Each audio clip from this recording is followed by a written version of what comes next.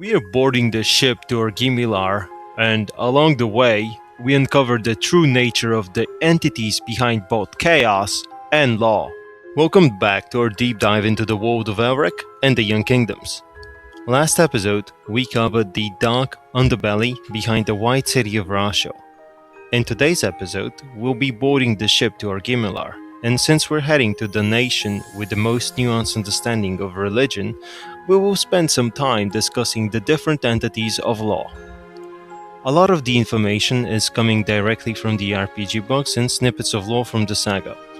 A thing to note is that in the saga, Moorcock did not expand on the concept of law as much as the RPG books did. I'll be using them as the main source for this video, and a great deal of the lore is presented as this is what the cosmic conflict looks like through the eyes of ordinary people living in this world, and actually this is mainly why I use the traveling format for my videos. It grounds us in the region we're in, and we learn more about the world as we explore it together. Same disclaimer as always, if there is anything you feel I misrepresented, let me know and I'll address it in the following episode. The last episode had to be re-recorded and is now again live on the channel, so you can go check it out in case you didn't. If you would like to support what I'm doing, please give the video a like, leave a comment, and if you feel as if I earned it by the end of the video, please subscribe. With that out of the way, let's dive in. We pack our bags, and after buying the promised drink to the warden from yesterday, he guides us to a ship that happened to be headed to Cadsandria, the capital of Argimiliar. We arrange our passage and leave our belongings in the cabin. We walk to the poop deck and take one last glance as we sail off. Argimiliar is a stronghold of law. However, unlike nations such as Vilmir, where different beliefs are viewed as a threat to civilization, Argimiliar is surprisingly tolerant. The Church of Law here accepts conflicting options and allows foreigners from all over the world to visit the prestigious University of Cadsandria. The open-mindedness was born from a dark event in Argimiliar's long history. In 292 YK, the nation briefly fell to chaos when the ruler at the time converted to the worship of chaos, and any followers of law were sentenced to death. The chaotic period did not last, and the king's ruling was eventually overturned in the next century, and by the year 350 YK, the Church of Law regained its influence, albeit more tolerant of its counterpart. So, how did a bastion of law fall into chaos?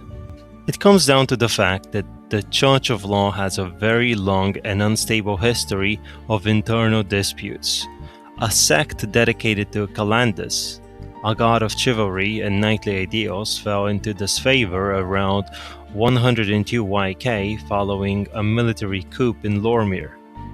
Centuries later, in 373 YK, a great conference was called, which established a new doctrine called the Unchanging Nine, which effectively made older sects dedicated to Calandus and Varain the Builder obsolete.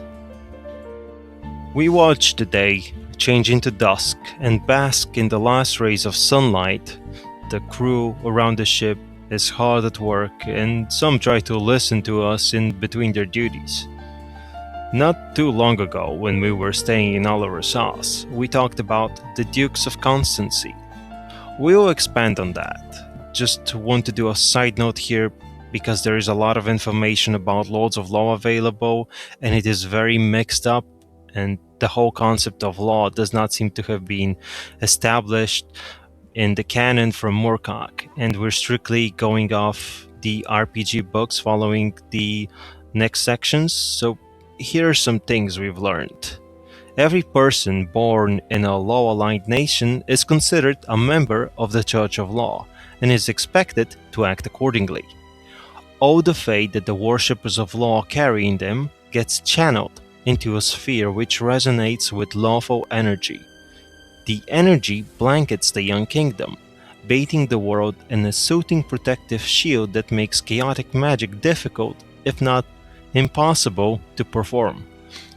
Every follower of law which does not follow the established doctrine, essentially jeopardizes the safety of the whole world. There is a holy task force that has been set upon faithful stewards of law called the Holy Task of the Dukes of Constancy. The duties of those servants of law is to make sure everyone follows their own obligation and work towards the betterment of their fate. It is not an easy job to carry out. Regular people carry a tiny seed of chaos inside them, tempting them to sloth, greed, and disrespect. The White Lords have given the tools needed to their followers to combat their enemy, channeling energy from the barrier to harm the forces of chaos. However, that magic does not harm the barrier itself. However, improper use could damage it. There are many who willingly fall to chaos, likely hoping for salvation when the barrier of law comes down. And as we see the clouds covering what we believe to be Cadsandria in the distance, we prepare our belongings for boarding off.